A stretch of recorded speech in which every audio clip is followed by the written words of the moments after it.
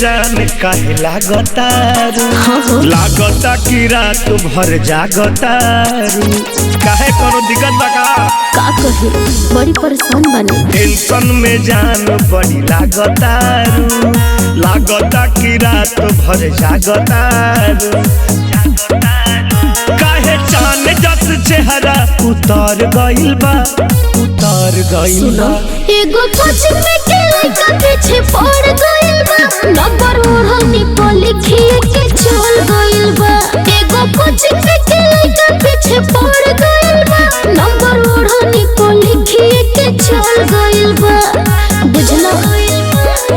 चल गइल बा नंबर ओढ़नी पर लिखिए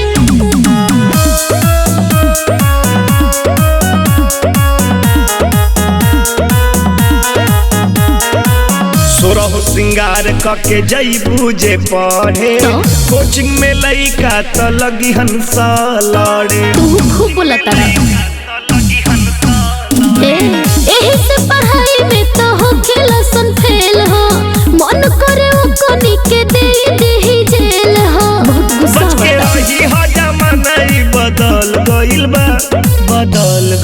बा एगो कोचिंग में के लड़का पीछे पड़ गइल बा नंबर ओढ़नी पर लिखिए के चल गइल बा एगो कोचिंग में के लड़का पीछे पड़ गइल बा नंबर ओढ़नी पर लिखिए के चल गइल बा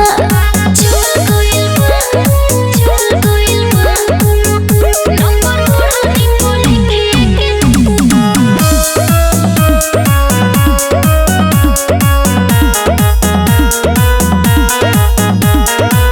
लाली लगईबू पहिरबू जे घघरी